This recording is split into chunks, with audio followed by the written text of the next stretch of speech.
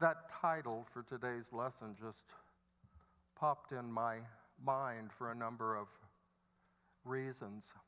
One, I wanted to talk briefly about, not in detail about my sabbatical, but the sense of wonder each day that we can all enter, and what a difference it can make in our life. But if you remember the old movie, It's a Wonderful Life, maybe a particular scene comes to your mind. But it was not an easy story, was it? It was a story of a man that became so frustrated in hard times that he thought perhaps he should end his life. And through the miracle of spirit, he had the opportunity, the experience, the dream, as it were, of what would it be like if he had never been born. And so he moved from scene and scene, or from place to place in the little town, even to his own wife that never became his wife, longing to see his family that had never come to be, because he actually had never been born. And he learned a tremendous story. And then he realized it's a wonderful life when we show up, when we're present, when we have the ability, as our meditation song today, to behold the face of God in one another, to behold the presence of God in all of the experiences of life, even the hard ones and the difficult ones. And I've talked to many people and know many people this fall are in a time of anxiety and dread. What will happen? What will happen with our election come November? It can be a scary thought for some. It can be anxiety of not knowing what's going to happen. But the bottom line, really, for each and every one of us, and for our country as a whole, is how are we going to show up? How are we going to meet this unknown circumstance? Well, I'm already planning ahead, and with the advice of a friend, I'm going to vote early in Bloomington. Why? Because Unity South is a long-time election polling place. And I want to be here the entire day. Our last presidential election, the lines went way out the front doors. An unusually large crowd showed up, and I want to be present. In the last presidential election, I remember watching from what I call my little balcony of benediction here, right by the office door, as people streamed in, and unusual, lots of young people, lots of families came, and we don't normally see that, at least at this precinct, this location. And I just wanted to cast a blessing on them. Follow your wisdom. Exercise your privilege to vote. Of course, I didn't go up and ask each one of them how they were going to vote, nor did I need that. To live in the wonder, the experience of people showing up, doing their part, and they didn't need me to tell them what to do. You know, early on in our Unity history, back in the 1920s, there was a huge Republican convention in Kansas City, 1928. And the chairperson for Kansas City was Rickert Fillmore, the second son of Charles and Myrtle Fillmore.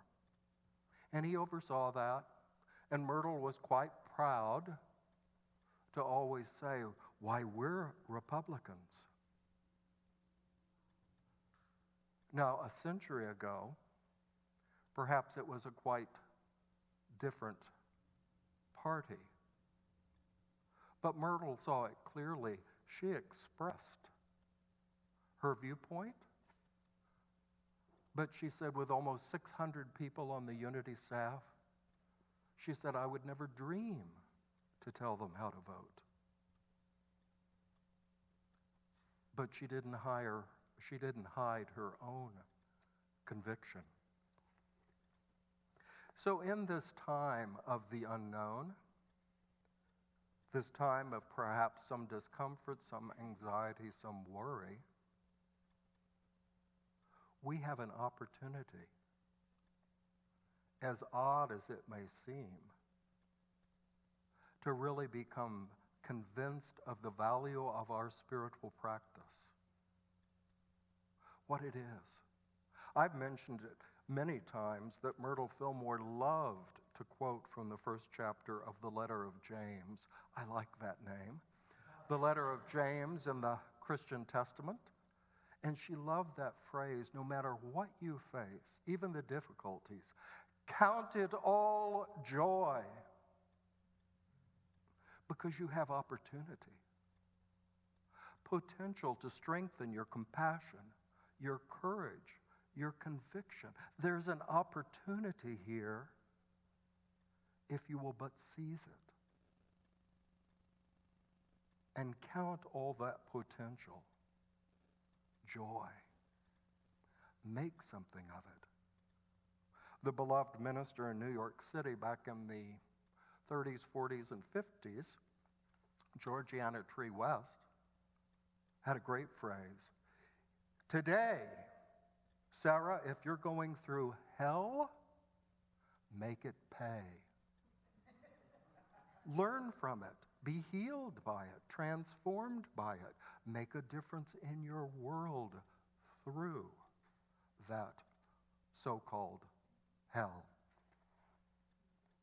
Well, my adventure on the so-called sabbatical has come to a close, at least for now. And it's an experience I've come to understand not only for myself, but for you as well. I spent a month this summer at the Chautauqua Institution in Western New York, a place I love. It was my 16th summer to go, although they've been around 150 years. I'm not quite that old. And the summer season ended with their president giving a lecture, and I thought, have you ever heard someone here tell the speaker, oh, you wrote that talk just for me? Well, he closed his lecture for the 9-week season with a lecture entitled Sabbath, Shabbat, Sabbatical. And it was, oh, he wrote this all for me. But he was building it upon the history of the Chautauqua experience. Born 150 years ago as an experiment. Let's see what will happen. A Methodist minister, Reverend Vincent, and a man with some money to put behind it, Lewis Miller, father-in-law to Thomas Edison.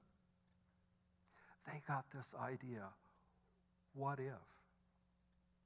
And it made me stop and think, what if our unity tradition, even our very tradition here we call Unity South Twin Cities,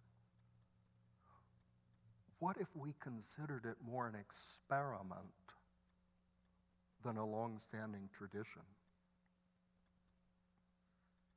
That we were willing to approach our community here, our overall unity movement, even the much broader tradition of Christianity as an experiment. Our founders did, Charles and Myrtle did. They said, demonstrate in the world, through your actions, the truth you claim. In other words, if you hold to basic unity principles, God is good. God is always and everywhere present.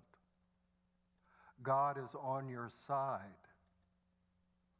God is your source, your very substance, your very life. Then what does that mean when it comes to your daily living? Our daily word today, how timely. Some people in the congregation may tell the speaker, "Oh, you wrote your talk just for me?" I like to say to Daily Word, "Oh, you timed that just for me. I wish I claimed that months ago I had coordinated it all." But the word for today, joy, we might even call it wonder, awe. To show up to life, even the tiniest little details, and say, God is there. You are my source. You will help me move through this situation, this circumstance. You will help me in this relationship, whatever it is, to bring forth good. You know, I often speak of the clinical psychologist and author, Dr. Maria Nemeth. And she had an important teaching. She said, before you ever enter a project, a business meeting, a new class, a new relationship, a family reunion, ask yourself up front, what am I willing to be that good can come from this experience, this meeting, this reunion, this brand new experience, something I've never known before? What am I willing to be?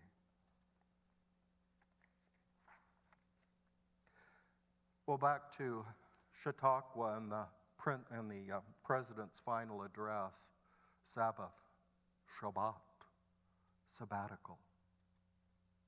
He said the essence of that for any of us, whether it is our Sunday Sabbath or the Jewish community's Shabbat or your minister's longer sabbatical, what's the opportunity there? The opportunity is not simply to have a vacation, to avoid or get away from the routines of the day. That's part of it.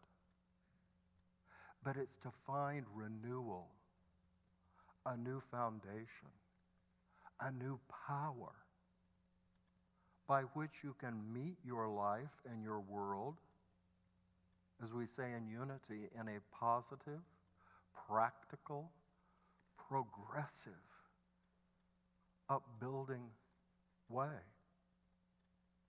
That's the essential teaching of unity, what the silence is. As we began this service, and each Sunday we began with prayer. Unity is taught for more than a century. Begin everything in prayer. And I don't know about you, but about one day, maybe only half a day later, I can forget what that means. But it means beginning whatever you're going to do outwardly in this world. To begin first with an inner centering. It doesn't have to be a 2-hour meditation. It doesn't have to be a 1-hour yoga class. It can be in the twinkling of an eye. To just grasp your faith. God is here. God is in this situation. God guides me, leads me. I make a difference in this wonderful life.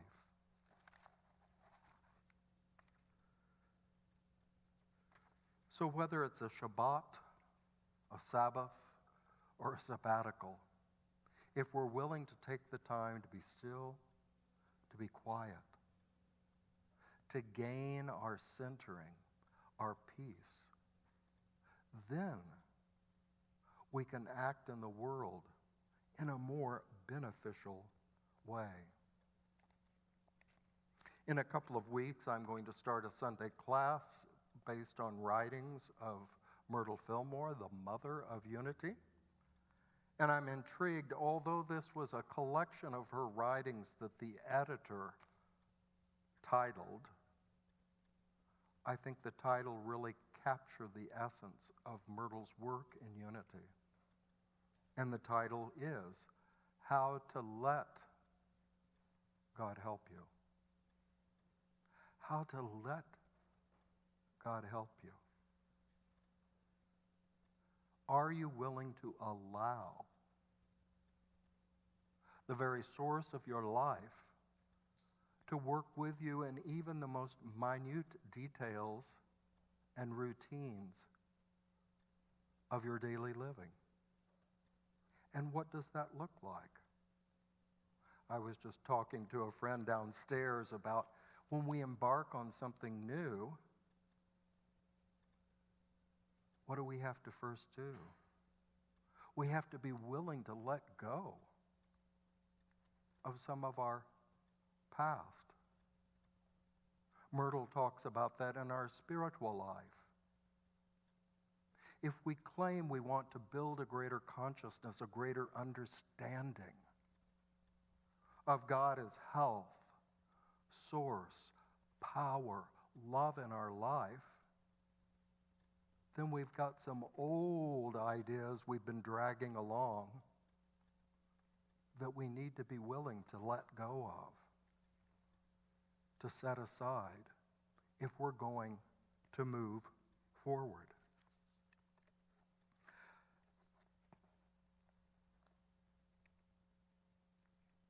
Another aspect of my summer at Chautauqua, besides numerous speakers, artists, musicians of all kinds that were all inspiring, and you just never know who will be here. I got home and went to the Mall of America and into Banana Republic, where I often like to see what's there, and the manager rushed up and said, "I saw you in the amphitheater at Chautauqua." And I said, "What?"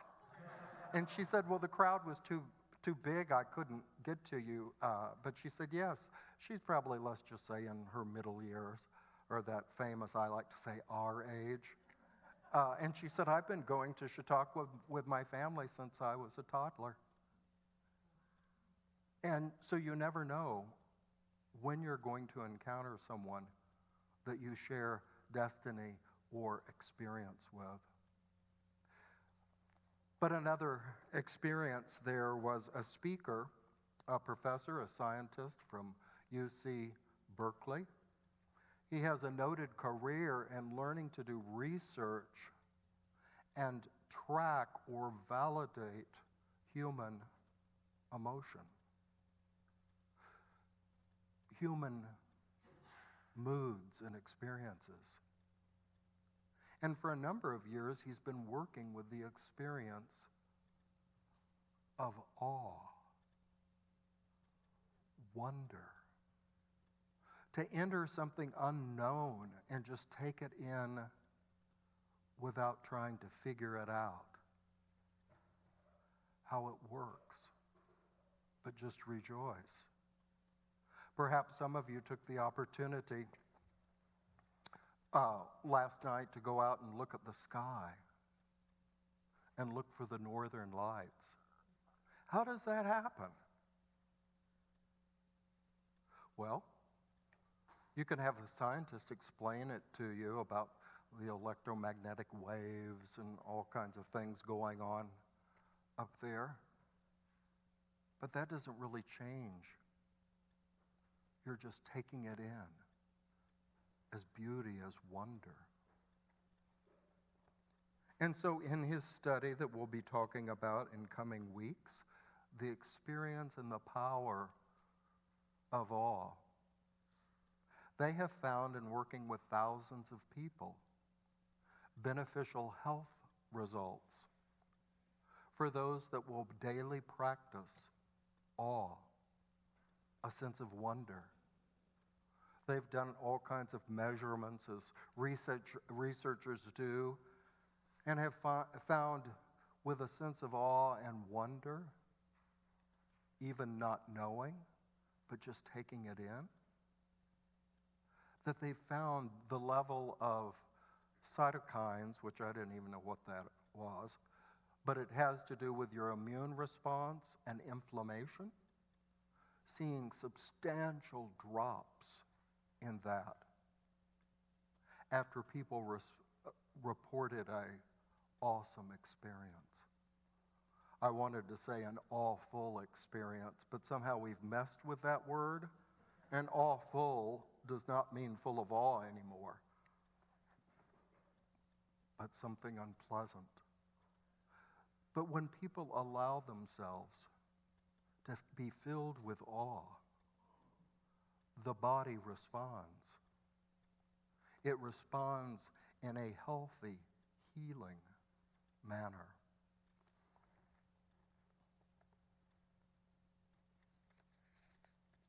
This, again, was emphasized even in our own unity teachings, even on our own experience.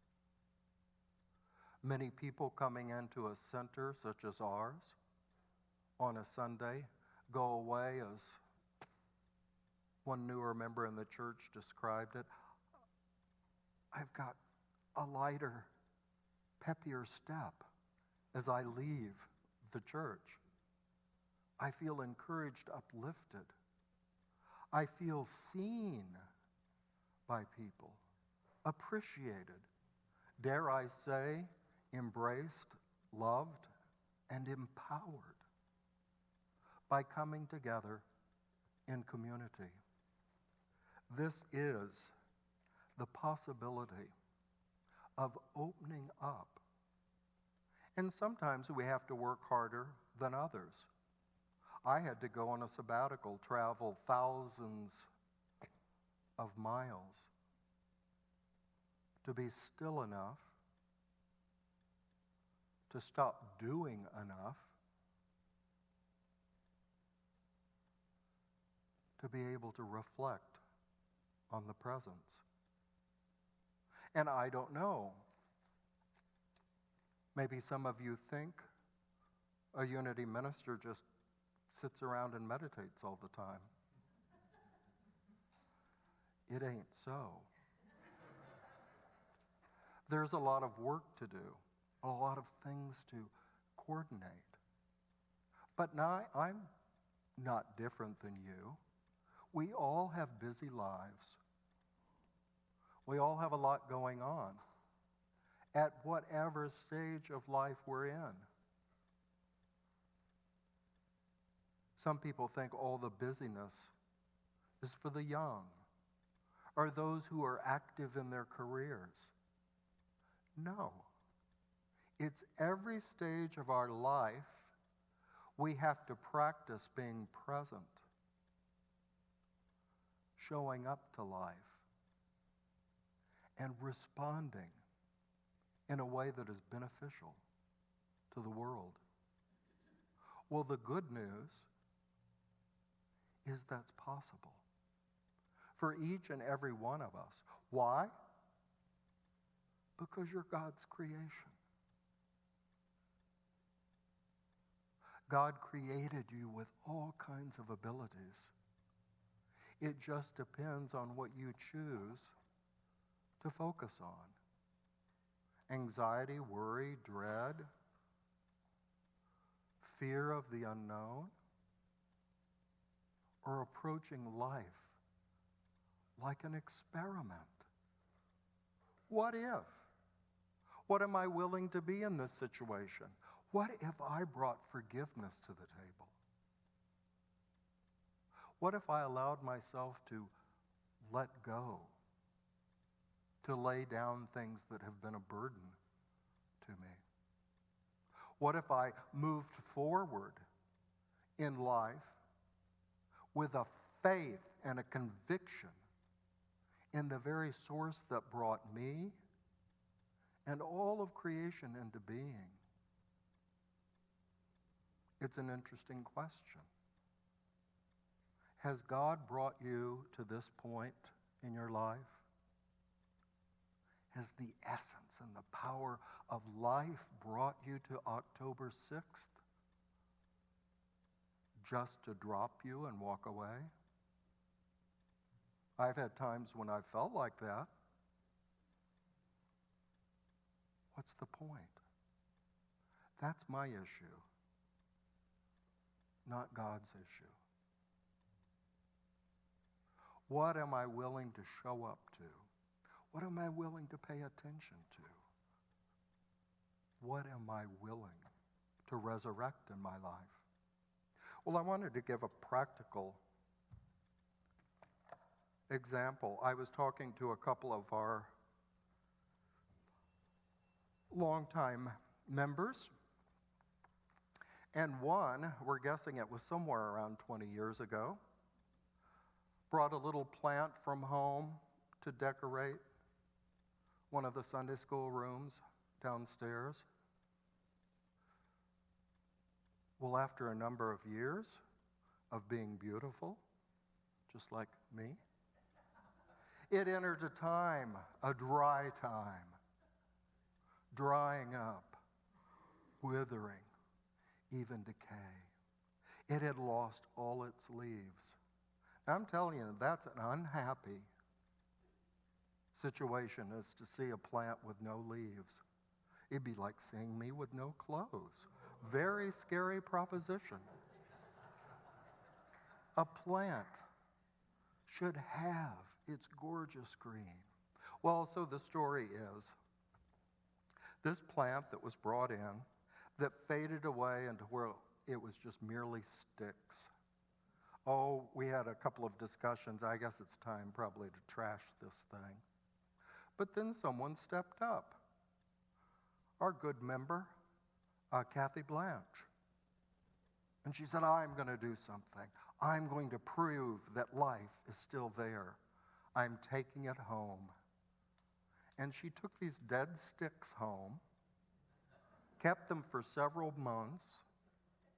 I'm assuming by the results that she focused attention, care. She nursed, nurtured, was kind. Knowing Kathy, I'm sure she talked to the plant a lot. She took care of it. And from 4 dead sticks and not a leaf in sight, she returned it to the church, now with hundreds of leaves on it. That may seem like a small demonstration, a little thing, but friends, our lives, oh, they may be marked by the great transitions, birth, death, weddings, all kinds of big things, amazing reunions around the world, whatever. But our lives are really built up from the substance of those little daily experiences, of how we're willing to show up, how we're willing to stand for what we believe is right, not once a year or every 4 years at the presidential election, but standing up each day for what we believe in. And Kathy believed there was still life here. And I believe that too. You may not realize this, but I'll confess, it was a great reward to me to be able to leave last June 30th, go on my revitalizing adventure knowing that so many of you were going to step up to the plate and keep this ministry alive. You weren't going to let it turn to a few leafless sticks, but you kept it going. You gave it your all. As Adam said a couple of weeks ago, you were all in. And let that be a lesson to us. If we look at an old plant with no leaves, nothing's left. If that thought ever comes up to you about this ministry, we don't have enough people. We don't have enough money. That's not the creative power. What makes a difference are people that show up and bring the water, bring the substance, bring the food. What can I do to help? Offer their talents to the mix. There is no limit to what your spiritual home can be if you are willing to show up, do your part, and make a difference. Jesus had that interesting statement he shared with his disciples. They were thinking about all the big questions of life. And he said, how can you be trusted in all these big things if you can't be trusted in the little things, in the daily things, in the moment-by-moment things? But if you sit in the unknown, as I have done for 3 months, remember this essential truth. Spirit is with you. God is on your side. Life, even when it seems gone or lacking in any way, the power of life is ready to revitalize, to lift up, to transform your life, your church, your community, your country, your world. But that's only going to happen by those courageous souls that stand up, perhaps not in gigantic crowds, but those that stand up each day in the quiet of their own silence or prayer and said, I believe in this good and I'm willing to walk toward it. I am willing to help carry it. I am willing to nurture it for my good and the good of all. Well, in these times that may seem trying to some of us, bewildering to some of us, I wanted to share a bit of a poem that inspired me. Again, declared at Chautauqua this summer and written by Amanda Gorman. We'll observe how the burdens braved by humankind are also the moments that make us humans kind. Let each morning find us Let each morning find us courageous, brought closer, heeding the light before the fight is over. When this ends, we'll smile sweetly, finally seeing in testing times we became the best of beings. Count it all joy. Whatever you find in each day, honor it, treasure it, lift it up in its truth, and be willing to carry it into your world, even in the smallest details. So at this time, let's turn our attention in, only briefly, to use that scriptural term, in the twinkling of an eye, we can be changed. So let your gaze turn inward, into your mind's eye, into that inner creative vision, and call forth something from your life, your experience, perhaps a relationship, a healing experience, a discovery, perhaps the birth of the experience of a birth or even death. Let your attention lead you.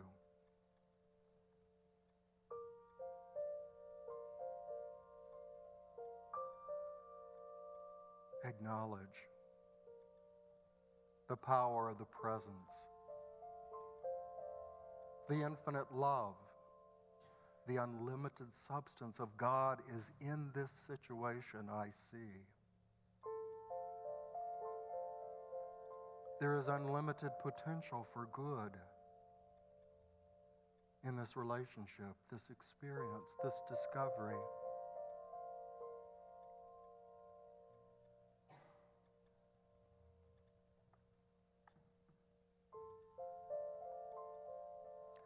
I am now willing to take this opening of my mind, this expansion of my heart, and let it be my inspiration in the deeds of not a lifetime, the deeds of this very day.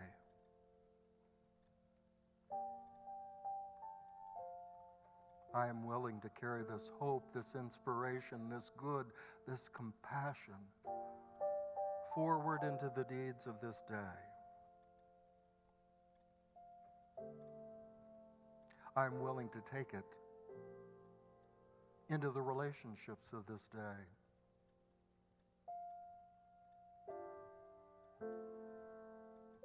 The potential I see, I am willing to embrace, to love and nurture, and to empower by my inspired actions.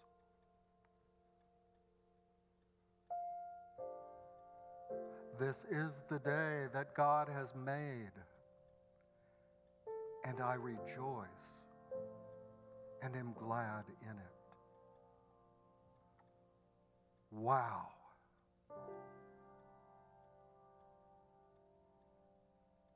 Join me in expressing that powerful word, world of wonders. Let us say, wow, wow, wow. And so it is. Amen. And now let's hear what happens next.